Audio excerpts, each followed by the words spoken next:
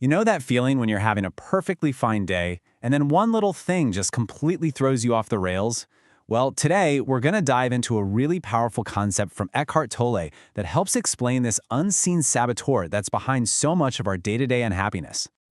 Let's just start with this question, because I'm pretty sure we've all been there. You're just going about your day, everything's cool, and then, bam, some tiny thing, maybe a comment someone makes or a little inconvenience, and it just unleashes this tidal wave of anger or sadness. You're left thinking, whoa, where did that come from? And you see this stuff everywhere, right?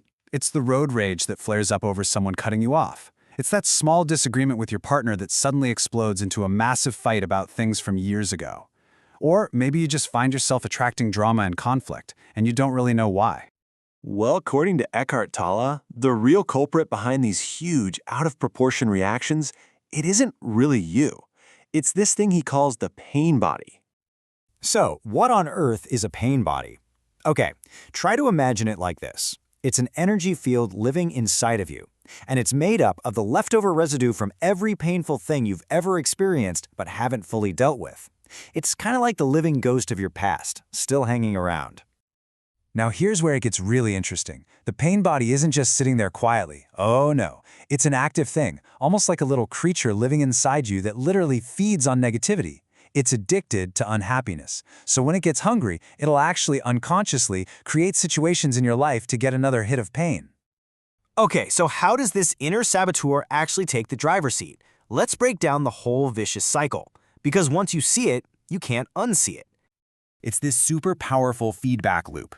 So step 1, something triggers it. Then the pain body wakes up as this intense emotion. And here's the most important part, identification. You merge with it. You stop saying, I feel angry, and you start believing, I am angry. Once that happens, the emotion completely takes over your mind, and your brain starts spinning out all these negative thoughts that match the feeling. And guess what? Those thoughts are the exact food the pain body needs to get stronger. It's a perfect, self-sustaining cycle of misery. So this right here is the whole game. This is the crucial difference. When you identify with the pain, you become it. The past is reliving itself through you. Your thinking gets all twisted and negative, and you're just trapped. But when you can be the awareness behind the emotion, when you can step back and just observe it and go, ah, look, there's the anger, you create space. And in that space, my friends, is freedom.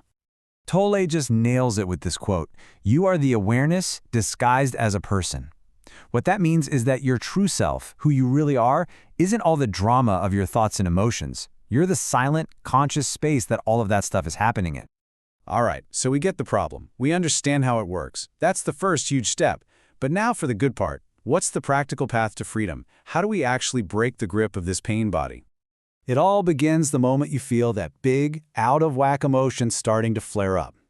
The first step is just to catch it, to recognize, oh, here it is. Then, and this is key, instead of fighting it or trying to push it down, you just accept it. You let the feeling be there without judging it. And as you just watch it, you start to realize, this feeling isn't me.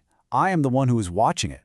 See, by just witnessing the pain body, without getting caught in its story, you starve it. You cut off its food supply, which is your negative thinking.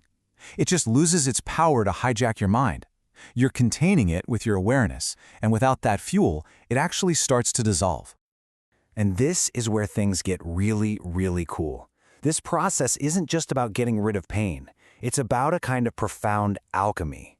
You're literally transforming the energy of your own suffering into a powerful catalyst for your own awakening. This is probably the most incredible part of the whole teaching. That heavy, stuck energy of the pain body, it doesn't just disappear.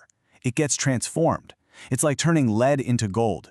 That trapped energy gets released, and it becomes fuel for a more conscious, more present, more alive you. This is why, as Tolle often points out, some of the most enlightened, compassionate people you'll ever meet are the ones who once had the heaviest pain bodies. They figured out how to do this spiritual alchemy. They turned their deepest suffering into their greatest strength. This incredible, unshakable presence. You can really see that transformation right here. You start with this bar of trapped energy, right? That's the old pain. Then the process, the magic key, is just that simple act of disidentification, of watching it. And what comes out the other side?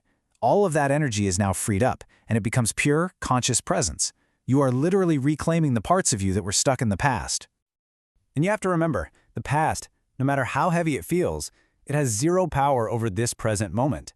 It might have taken generations for that collective pain body to build up, but it only takes one conscious moment from you to start breaking that chain.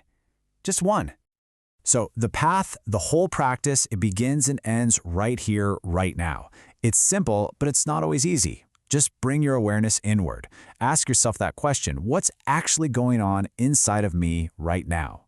The very act of becoming that silent witness to your own thoughts and feelings, well, that's the first step on the path to liberation.